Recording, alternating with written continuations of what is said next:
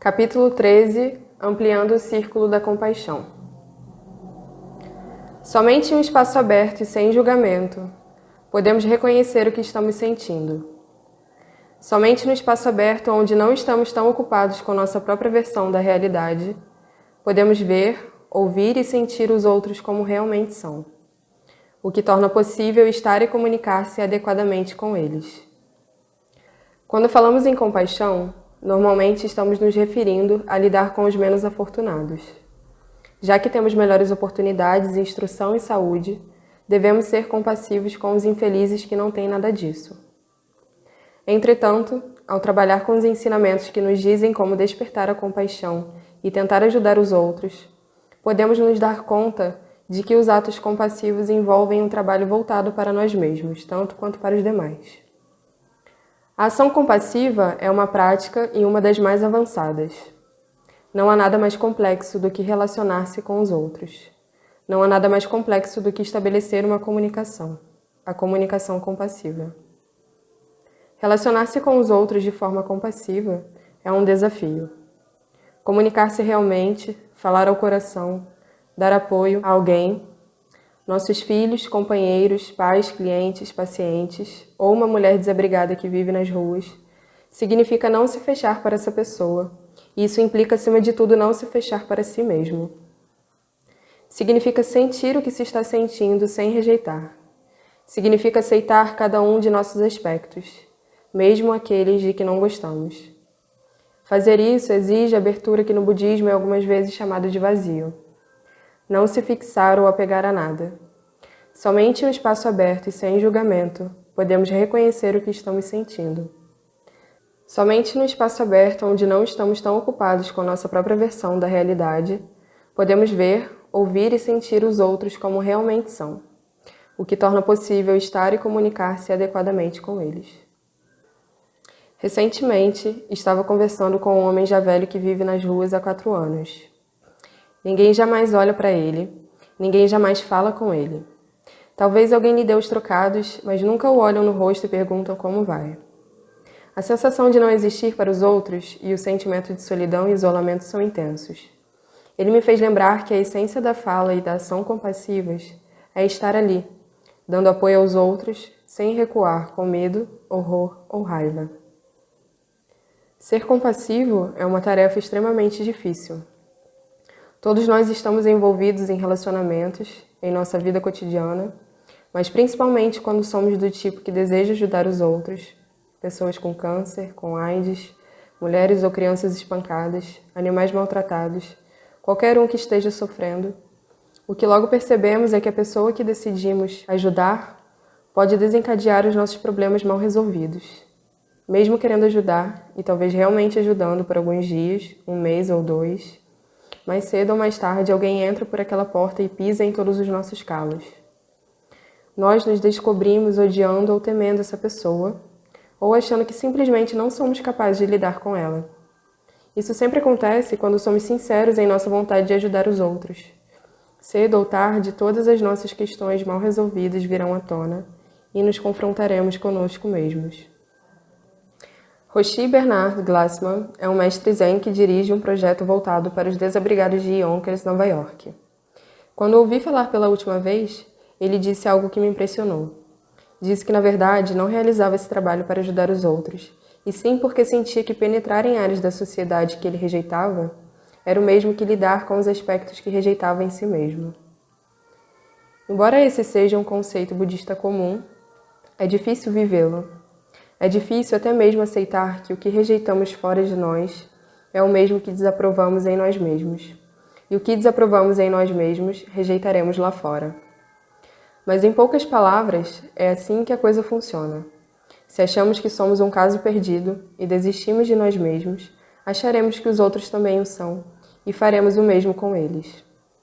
Aquilo que detestamos em nós, detestaremos nos outros. Na medida que temos compaixão por nós mesmos, teremos compaixão pelos demais.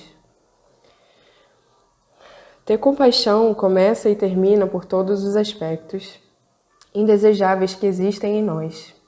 Todas as imperfeições que nem ao menos queremos ver. A compaixão não é algum tipo de projeto ou ideal de autoaperfeiçoamento que estamos tentando alcançar. Há um princípio nos ensinamentos Mahayana que diz: dirija todas as culpas para si mesmo. Em essência, isso quer dizer: se sinto tanta dor, é porque estou me agarrando com muita força. Isso não é o mesmo que dizer que devemos nos castigar, nem estamos defendendo o martírio. Isso significa que a dor decorre de nos agarrarmos demais tentando fazer prevalecer nossa própria vontade, e que culpar alguém é uma das principais saídas que encontramos quando nos sentimos desconfortáveis, quando nos vemos na situação ou no lugar em que não queremos estar. Costumamos construir uma barreira chamada culpa que impede a nossa verdadeira comunicação com os outros e a fortificamos com nossos conceitos sobre quem está certo e quem está errado. Fazemos isso com aqueles que estão mais próximos de nós, com sistemas políticos, com tudo que desaprovamos em nossos companheiros ou na sociedade. Esse é um artifício muito comum, antigo e bem aperfeiçoado que utilizamos para nos sentirmos bem. Culpamos os outros. Usamos esse mecanismo para proteger nosso coração, para tentar proteger o que é tenro, aberto e suave em nós. Em vez de admitir nossa própria dor, corremos desenfreadamente tentando encontrar algum terreno confortável. O princípio que mencionei é útil e interessante, pois sugere que é possível começar a modificar essa tendência antiga, habitual e arraigada de querer que tudo esteja de acordo com nossas próprias condições. Começamos, antes de mais nada, quando sentimos uma inclinação para culpar alguém, tentando entrar em contato com essa sensação de apegar-se tão fortemente a si mesmo. Como nos sentimos quando culpamos alguém? Como é rejeitar ou odiar? E ainda, como é sentir-se cheio de razão e indignado? Em cada um de nós existe muita suavidade e um grande coração. Tocar esses aspectos tenros precisa ser o nosso ponto de partida. Compaixão nada mais é do que isso. Quando paramos de culpar por algum tempo, pelo tempo necessário para dar a nós mesmos um espaço aberto, no qual possamos sentir nossa suavidade, é como se estivéssemos nos estendendo para tocar a grande ferida que está bem por trás da concha protetora construída pela culpa. Termos budistas como compaixão e vazio não têm muito significado até que comecemos a cultivar a nossa capacidade inata de simplesmente estar ali, com a dor, com o coração aberto, com a disposição de não tentar conseguir imediatamente algum solo sob nossos pés. Quando estamos furiosos, por exemplo, normalmente acreditamos que só existem duas formas de nos relacionarmos com esse sentimento. Uma é culpar os outros, jogar tudo em cima de alguém e empurrar todas as culpas para outra pessoa. Outra alternativa é nos sentirmos culpados por nossa fúria e assim culpar a nós mesmos. Usamos a culpa como uma forma de nos solidificarmos, não apenas apontando o dedo quando algo está errado, mas também querendo fazer a coisa certa. Em qualquer um de nossos relacionamentos, seja casamento, filhos, trabalho, comunidade espiritual ou qualquer outro, podemos perceber que queremos torná-lo melhor, porque nos sentimos um pouco tensos. Talvez ele esteja abaixo de nossas expectativas e nós o justificamos, tentando fazê-lo parecer melhor do que é. Dizemos a todos que nosso companheiro, filho, professor ou grupo de apoio está tendo alguma estranha atitude hostil com bons motivos espirituais. Ou aparecemos com alguma crença dogmática e nos apegamos tenazmente a ela, mais uma vez para solidificar a nossa própria posição. Achamos que é preciso endireitar as coisas de acordo com nossos padrões, quando simplesmente não podemos mais suportar uma situação e ela ultrapassa nossos limites. Nós a consideramos errada, pois achamos que essa é a única alternativa. Ou está certo, ou está errado. Esse processo começa em nós mesmos. Nós nos julgamos certos ou errados todos os dias, semanas, meses e anos de nossa vida. Achamos que para nos sentirmos bem, precisamos estar certos. Não queremos estar errados, pois nos sentiríamos mal. No entanto, poderíamos ser mais compassivos com todos os nossos aspectos. Quando nos sentimos certos, podemos olhar para isso. Sentir-se com razão pode ser muito bom. Podemos ter plena certeza do quanto estamos certos e estarmos rodeados de pessoas que concordam conosco. Mas suponha que alguém discorde. O que acontece? Nós nos percebemos ficando raivosos e agressivos? Se examinássemos o exato momento em que a raiva e a agressividade surgem, veríamos que é disso que são feitas as guerras. É disso que são feitos os conflitos raciais. De sentir que precisamos estar certos, de ficarmos perturbados, cheios de razão e indignados quando alguém discorda de nós. Por outro lado, quando achamos que estamos errados, quando estamos convencidos disso ou começamos a cristalizar nessa posição, também podemos encarar esse fato.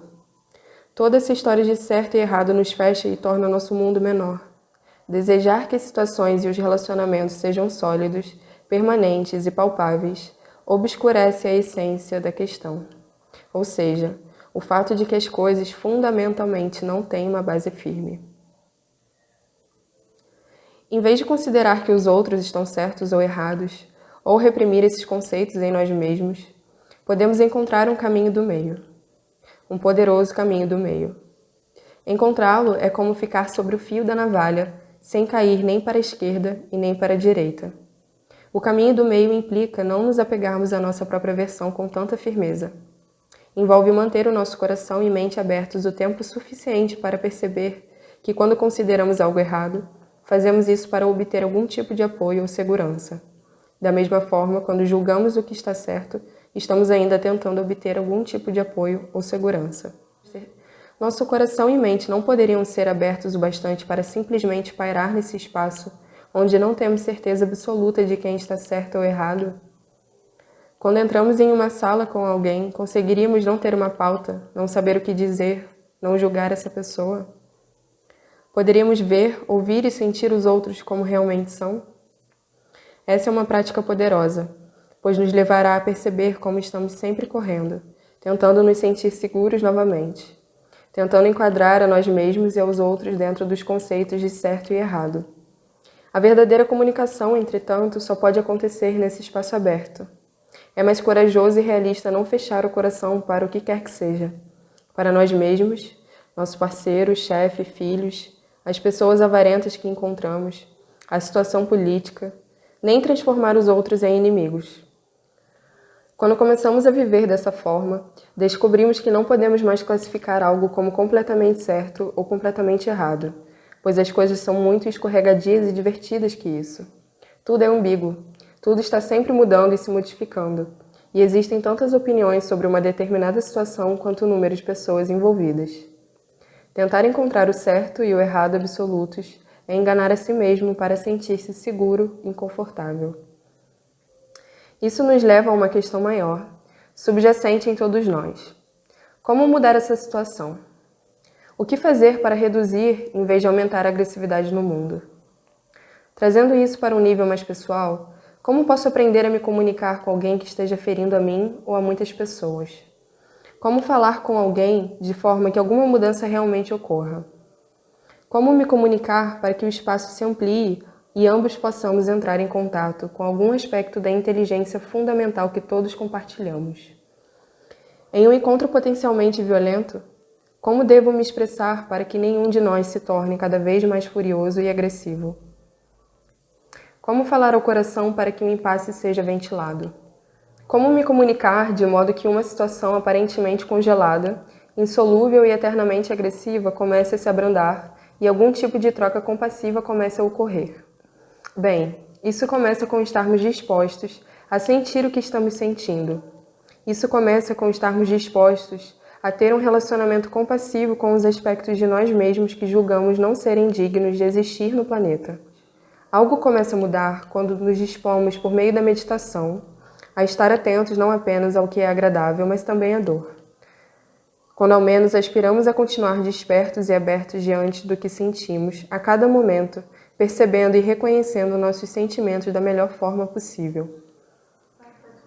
Agir compassivamente, estar ali dando apoio aos outros, ser capaz de agir e falar buscando a comunicação. Tudo isso começa com observar quando nos classificamos como certos ou errados. Nesse exato momento, podemos apenas refletir que existe uma alternativa mais ampla, um lugar mais suave e instável no qual podemos viver. Se conseguirmos tocá-lo, esse lugar nos ajudará no contínuo treinamento de nos abrirmos cada vez mais àquilo que estamos sentindo, de nos expandirmos em vez de nos fecharmos ainda mais. Perceberemos que alguma coisa se modifica em nós quando começamos a nos comprometer com essa prática, quando passamos a celebrar aspectos de nós mesmos que antes considerávamos tão inviáveis. Algo em nós se transformará permanentemente. nossos padrões antigos e habituais começarão a se dissolver e passaremos a ouvir as palavras e a ver o rosto de quem está falando conosco.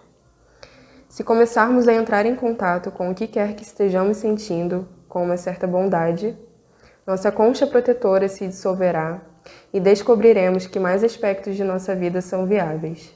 À medida que aprendemos a ter compaixão por nós mesmos, o círculo de compaixão se amplia. Passamos a sentir compaixão pela situação, pelo outro e pelo nosso próprio estilo.